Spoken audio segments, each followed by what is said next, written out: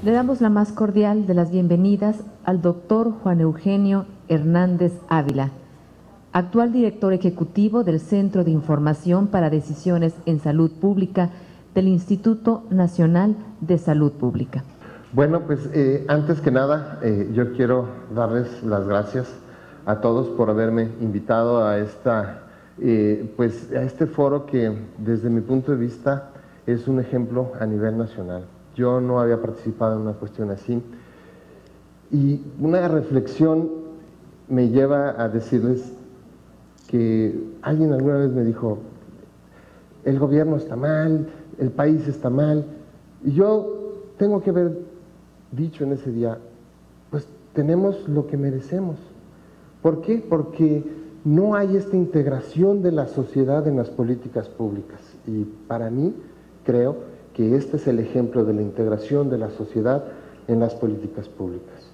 Y para mí creo que la palabra clave es plan a largo plazo, a 25 años o más, donde la sociedad ponga sus metas, sus indicadores y los planes de trabajo de los gobiernos que vengan se ajusten a los planes de la sociedad.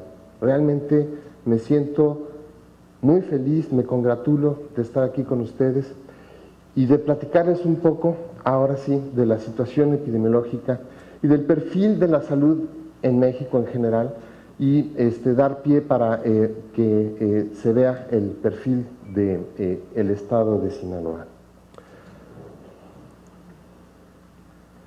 Básicamente, desde 1979 hemos visto cómo hemos estado transitando, y esto ya es un conocimiento muy dicho y presentado, en lo que sería la transición epidemiológica de México, en donde hemos visto un declive muy importante de lo que serían las enfermedades transmisibles maternas, perinatales y nutricionales.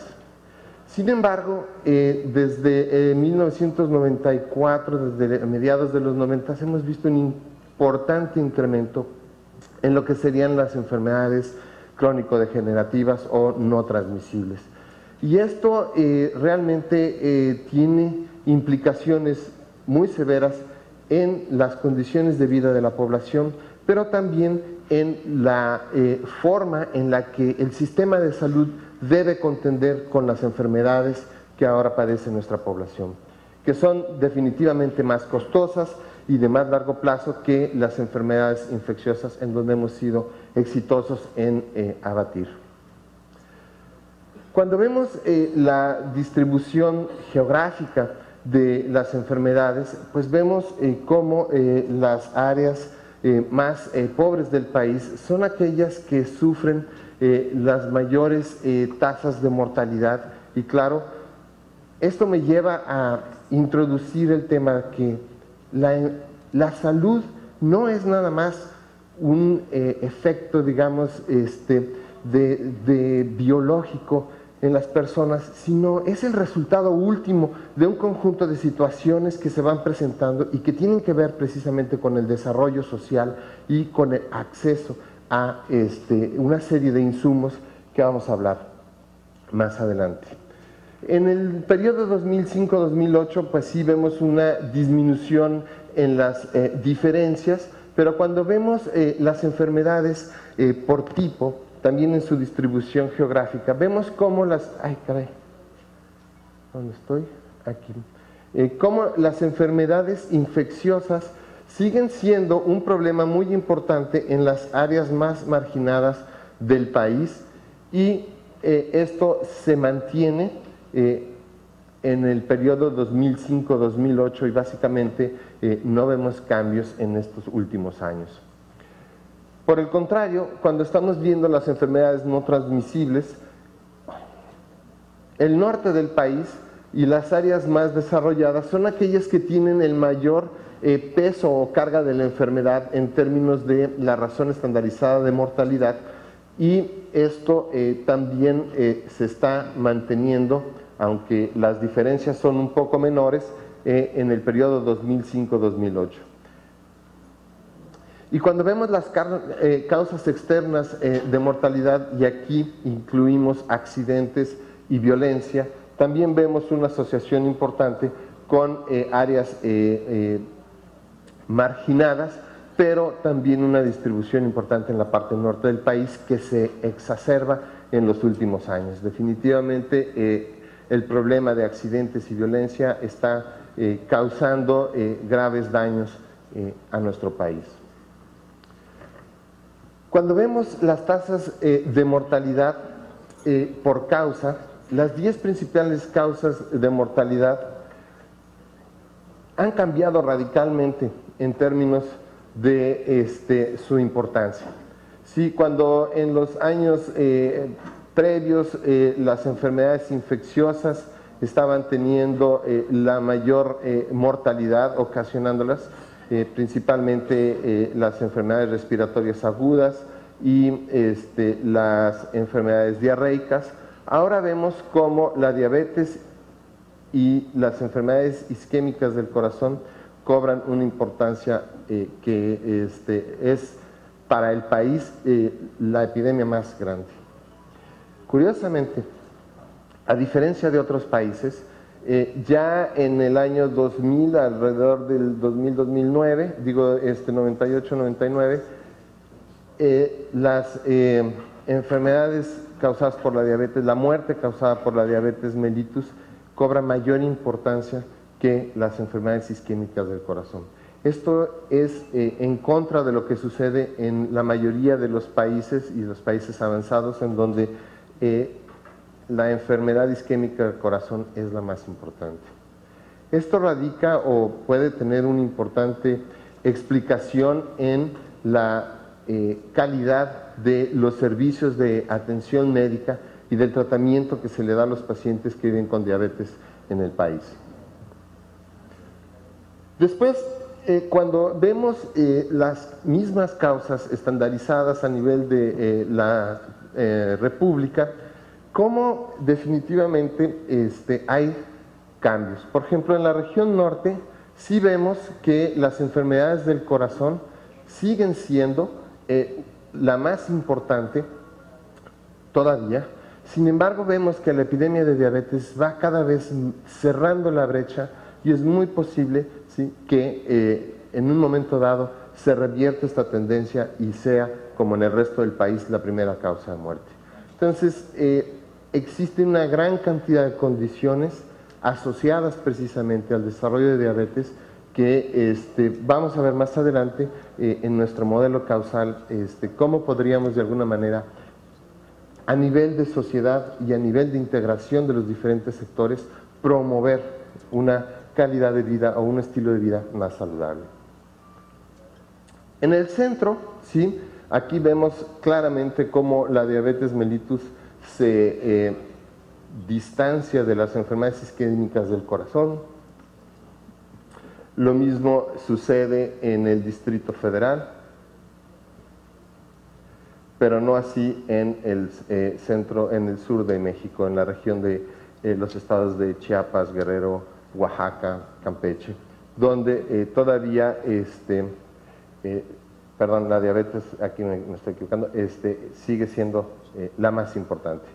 Y hay una brecha de casi 20% entre la mortalidad por diabetes y la segunda causa, que en este caso es la enfermedad isquémica del corazón. En niños tenemos un patrón un tanto diferente, ¿sí? Vemos un aumento relativamente sostenido de las leucemias, por supuesto la disminución importantísima en las enfermedades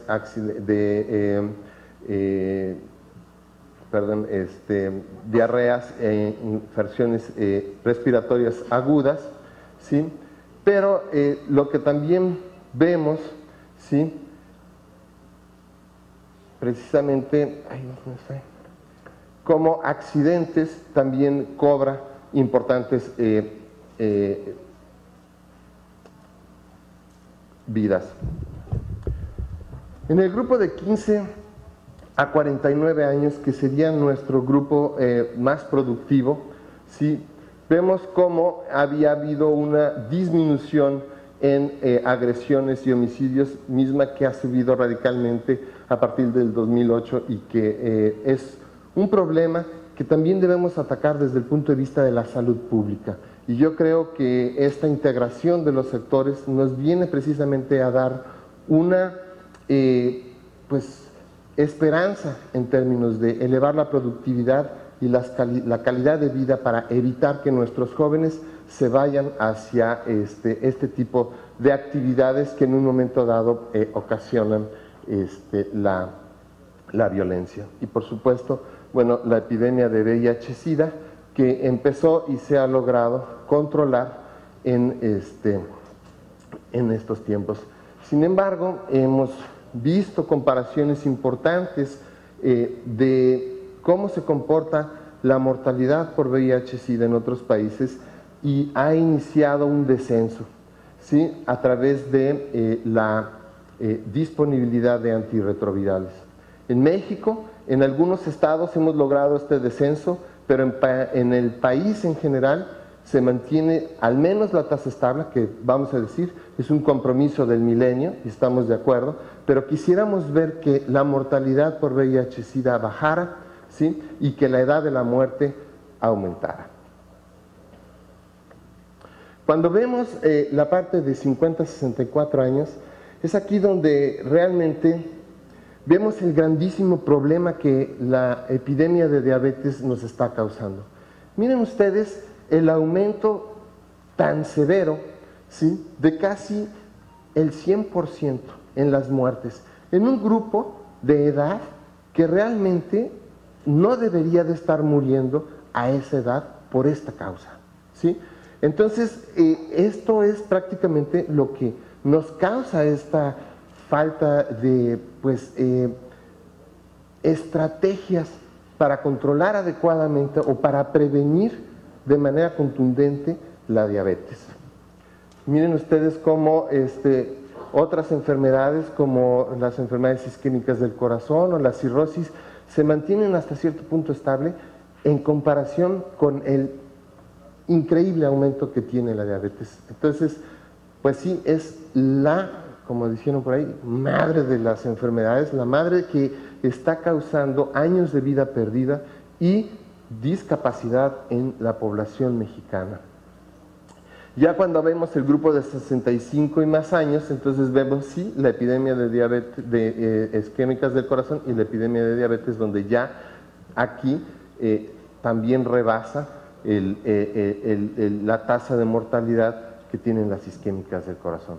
Entonces, ciertamente tenemos que apuntar a una política pública de largo alcance, integrada con todos los sectores para poder prevenir esta enfermedad que realmente es prevenible. Aquí vemos varios de los factores de riesgo, ¿sí?, que son atribuibles, ¿sí?, a mortalidad, enfermedad y discapacidad en México. Y vean ustedes, el sobrepeso y la obesidad, la hiperglucemia, son de los factores más importantes, tanto en hombres como en mujeres.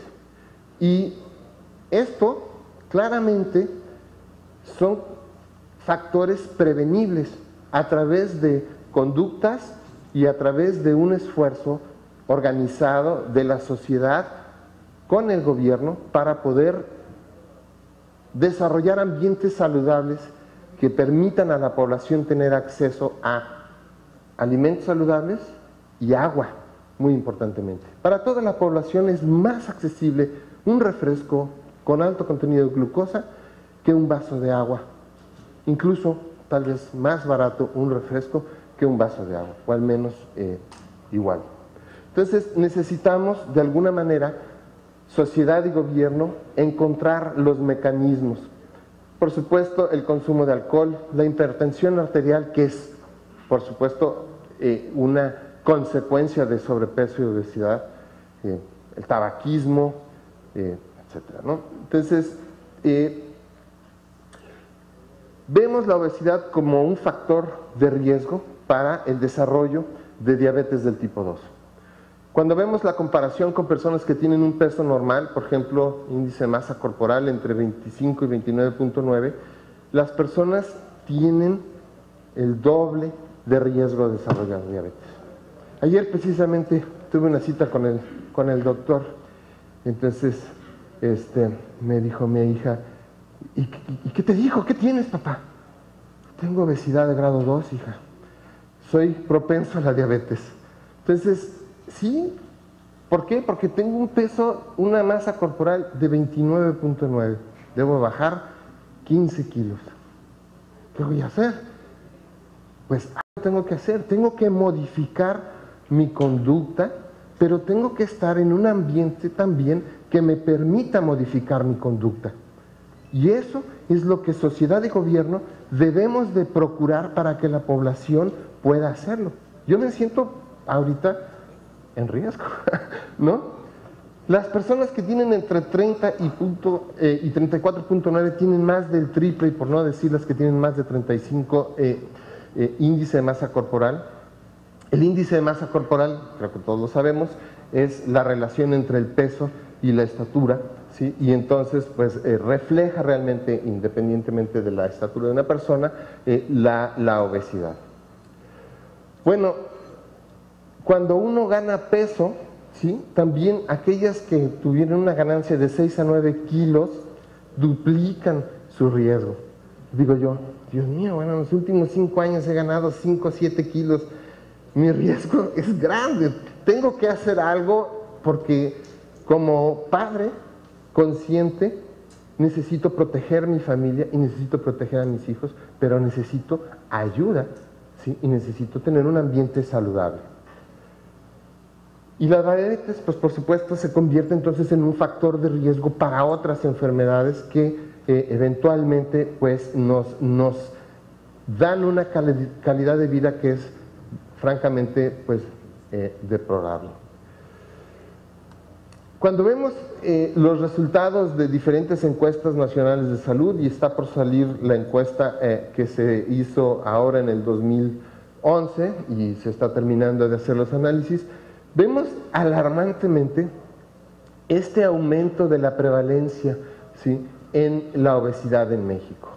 Es una situación que cada vez vemos pues en nuestros hijos, ¿sí?, en nuestros amigos, en uno mismo, ¿sí?, una tendencia que es innegable y que ciertamente emana de un ambiente obesogénico, un ambiente que no promueve el deporte, un ambiente que facilita el acceso a consumo de bebidas y de alimentos de alta densidad calórica, y realmente ahí es donde necesitamos hacer esfuerzos para proporcionar a nuestros niños y a nuestros jóvenes la facilidad y la accesibilidad a alimentos sanos, al ejercicio, al esparcimiento, al agua.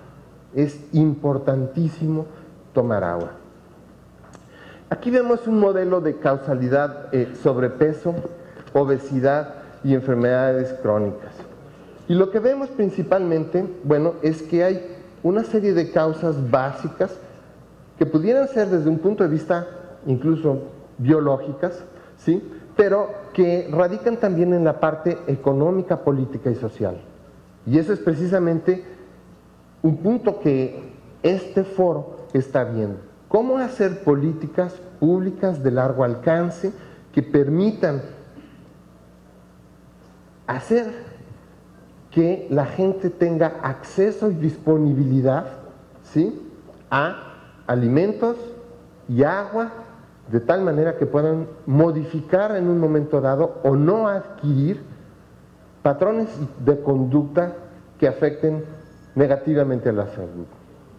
Por supuesto existen presiones de mercado, presiones pues porque hay una economía que tenemos que llevar y tenemos que llevar responsablemente hacia la generación de productos que de alguna manera no vayan en detrimento de las condiciones de salud y la construcción de entornos. Yo veo esta ciudad y digo, ciertamente, esta ciudad es la ciudad ideal, donde tengo entorno saludable, ambiental, espacio para caminar, seguridad, acceso. Todo esto es una maravilla, pero pues no todo el mundo podemos vivir en una ciudad así. Lo que sí es que debe de haber una planeación de espacios y entornos que fomenten que la población pueda caminar, que la población pueda acceder a este tipo de pues, vida, en la medida de las escalas, pues, por supuesto, ¿no? Pero definitivamente. Y todo esto viene a afectar el comportamiento, ¿no? O sea, si yo puedo ir caminando a la tienda, pues voy tal vez caminando a la tienda. Si en la tienda encuentro fruta, pues tal vez compre fruta. Ya depende de mí, pero yo tengo el acceso. Pero si tengo que tomar mi coche para ir al súper a comprar unas papas fritas, pues entonces es tal vez diferente, ¿sí?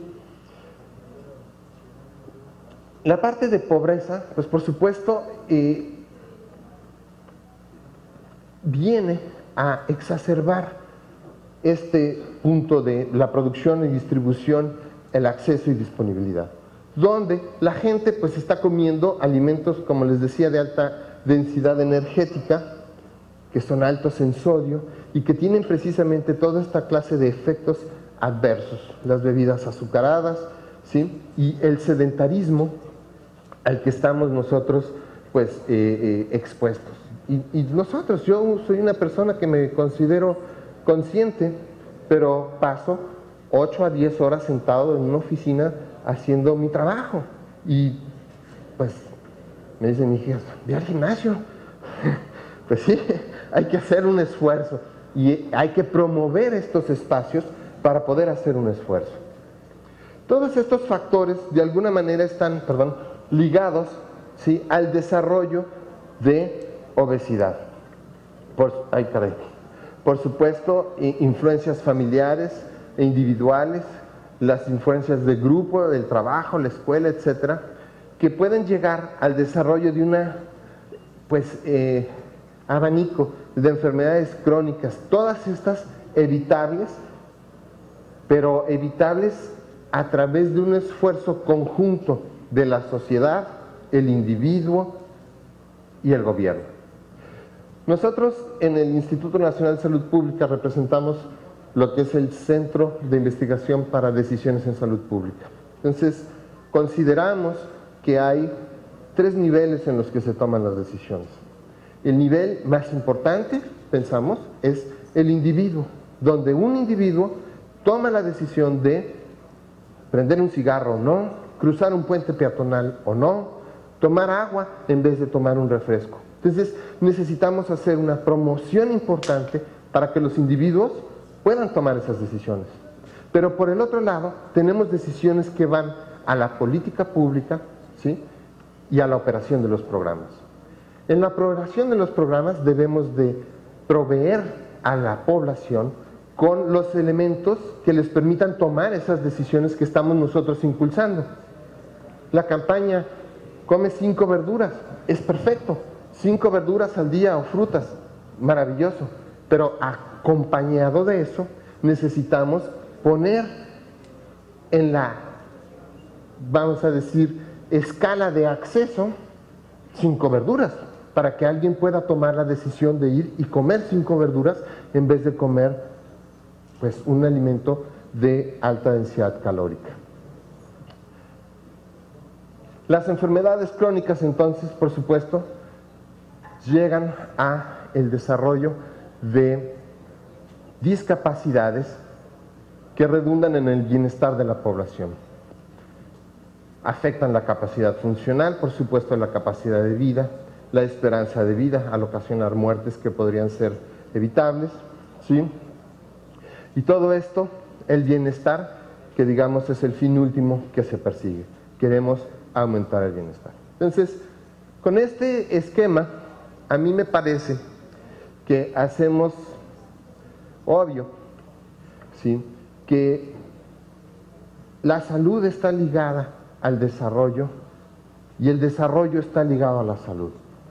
Aquí hemos visto y hemos oído decir, bueno, para que haya un desarrollo necesitamos una mejor salud, y es cierto, pero también es importantísimo proveer los elementos de desarrollo, ¿sí?, en el acceso, en la presión del mercado que nos lleve a tomar otro tipo de decisiones, y en la construcción de entornos, ¿sí?, que de alguna manera nos permitan, ¿sí?, a la población tomar las decisiones que nos lleven a tener una mejor salud, evitar esto y aumentar el bienestar. Ya con respecto a la atención, vamos a decir, curativa en los servicios de salud, vemos cómo están distribuidas las principales causas de morbilidad en los hospitales de todo el sector en el país. Básicamente, y con gusto, tal vez, vemos que las causas maternas, causas obstétricas directas y el parto único espontáneo son los principales servicios que nuestros hospitales están brindando. Esto es importante porque cada vez vemos que hay un aumento paulatino en el uso de los servicios de salud para el parto. Traumatismos, envenenamientos y otras causas son importantes requerimientos de servicio, y aquí vienen los accidentes de tránsito, es el 7% de las causas de egreso hospitalario. Afecciones originadas en el periodo perinatal es el 4%, aborto es el 3.3%. El aborto es una situación médica que no es el aborto inducido, ¿sí?, pero ya de sí implica una importante demanda de servicios. Es importante ver que el aborto, ¿sí?, y el aborto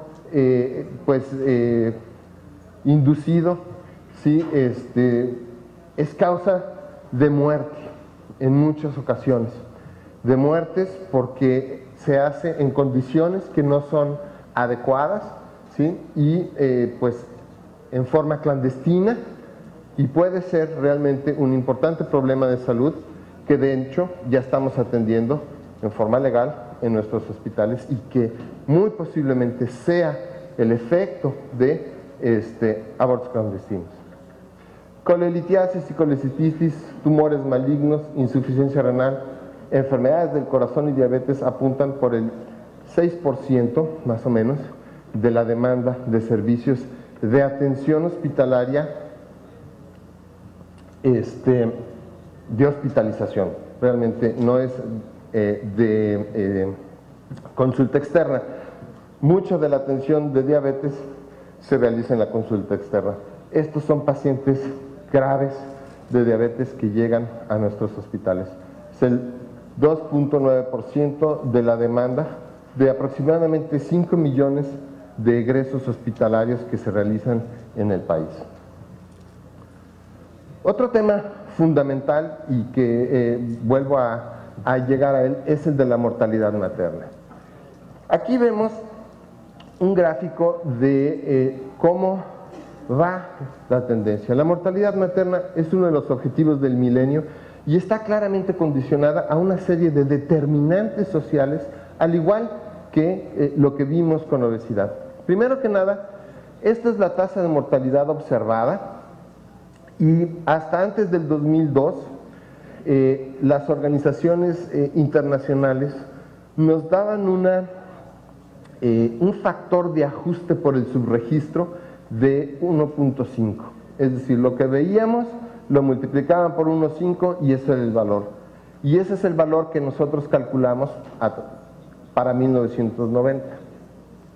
Aplicamos un modelo de regresión de tal manera que dijimos, bueno, en el 2002 iniciamos con lo que sería la búsqueda intencionada de casos de muerte para tratar de corregir el subregistro y tener todas las muertes maternas. Y este modelo de regresión nos lleva a el punto en el que lo observado y lo corregido son prácticamente iguales, y entonces esto es a partir del 2004. Del 2004 a acá dejamos de aplicar esta corrección. Sin embargo, este modelo de regresión nos lleva a una mortalidad aproximadamente de 50 y tantos por 100.000 nacidos vivos. Muy por encima, más del doble de lo que nosotros estamos esperados de acuerdo a nuestros objetivos del milenio, que sería, un valor de aproximadamente 22 muertes por cada 100,000 nacidos vivos. Si la tendencia siguiera, no vamos a cumplir nuestros objetivos del milenio. Necesitamos hacer acciones como las que ya se han emprendido, que ahorita ha bajado bastante, pero necesitamos conservarlas para que realmente podamos cumplir con los objetivos del milenio. La muerte materna es una tragedia evitable. No puede ser predicha, ciertamente, ¿sí? Cualquier mujer que esté embarazada puede tener una complicación, y de hecho hay estudios que dicen que el 15% de las mujeres embarazadas pueden tener una complicación en el cual sea necesario una urgencia, una atención obstétrica de emergencia. El punto es que con la atención adecuada y en tiempo es tratable. Hay países cuya razón de muerte materna es inferior a 1 por 100,000 nacidos vivos. Entonces, pues tal vez 22 por 100,000 nacidos vivos es una meta que nos hemos puesto, pero tal vez deberíamos de ir por más. Cuando vemos el nivel de marginación y la muerte materna, ya nada más utilizando la serie de datos del 2002 al 2008, vemos diferencias abismales entre las personas que viven en una condición de marginación muy alta y las personas que viven en un nivel de marginación muy baja. ¿Sí? Necesitamos hacer llegar a la población entera, a las mujeres de nuestro país, los servicios de atención médica. Y aquí sí, no es una cuestión de prevención, es una cuestión de atención médica que debemos de procurar por justicia. Cuando vemos también la parte, digamos, de aseguramiento, las mujeres que gozan de seguridad social, IMSS o ISSSTE, pero principalmente IMSS, tienen una tasa de mortalidad casi como la que se espera del país, ¿sí? Sin embargo, lo que vemos es que es constante, no hay cambios. Los cambios que hemos visto se han dado a razón de la población que no tiene seguridad social, ¿sí? Nosotros queríamos o quisiéramos que estas dos líneas estuvieran aquí abajo y que tuvieran una tendencia descendente, pero esto solamente va a ser posible a través de una atención oportuna de las emergencias obstétricas, del acceso universal a los servicios de salud, ¿sí? Y de la conformación de redes de atención obstétrica de emergencia. Como les decía, el problema más grave que enfrenta nuestro país es la epidemia de diabetes. Todas las regiones del país muestran una tendencia ascendente y lo que es alarmante es que en la de jóvenes de 15 a 49 años esta epidemia se está yendo realmente para arriba. Por lo tanto, es necesario el desarrollo de políticas orientadas a disminuir estos factores de riesgo que se asocian con el padecimiento. A mí me parece que este foro y que esta idea de un consejo para el desarrollo del Estado, en donde sociedad, academia e instituciones públicas se unan con un objetivo común de hacer una política de largo alcance, es un ejemplo que creo va a ser exitoso y que seguramente va a ser el que sigan los demás estados en el país.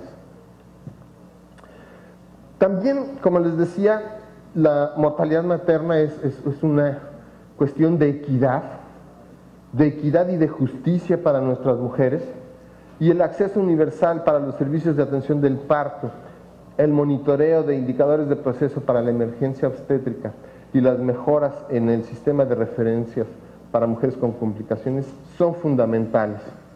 Y por supuesto, como les decía, una planeación para la atención de la salud de las mujeres del binomio madre-hija. Ahora, toda esta información que les he presentado ha sido sustraída de los sistemas de información nacionales y estatales. De alguna manera, ¿sí? la calidad de la información tiene un factor fundamental en lo que vemos. Ciertamente, del 1995 a la fecha ha habido un incremento en la calidad y en la disponibilidad de la información. Ha habido, como dice ahí, mejoras sustanciales, pero definitivamente necesitamos todavía invertir en el sistema de información en salud, en los sistemas estatales de información en salud y en el Sistema Nacional de Información en Salud. Y aquí yo creo que el CODECIN juega un factor importante, puesto que si vamos a desarrollar metas e indicadores, el sistema de información con el que midamos precisamente estas metas e indicadores debe de ser tajante, debe de ser concreto, adecuado, verídico, para que realmente haya un seguimiento de las acciones de nuestros gobiernos. Todo esto va a permitir también dar un seguimiento a los determinantes sociales de la salud. Como yo les decía, y básicamente la información en salud no nada más se genera en el sector salud. Hay información en salud que viene de otros sectores, como el sector ambiental, como el sector social, donde todos estos elementos y el seguimiento de estos elementos nos va a permitir el desarrollo de políticas orientadas a la reducción de un gradiente social que eventualmente tiene un impacto en la salud, pero que ese impacto en la salud también va a ser consecuencia de la disminución de este gradiente social. Es una cuestión de un círculo virtuoso, vamos a decir, de deshacer este círculo vicioso que hay ahorita, donde tenemos desigualdad, pobreza y inequidad en salud, a un círculo virtuoso en el cual incrementemos la equidad social y que tenga un impacto en la equidad en salud que eventualmente va a girar en mejoras en salud y desarrollo social. Con esto termino mi charla y quedo a disposición por si hay alguna pregunta que ustedes quieran formular. Muchas gracias.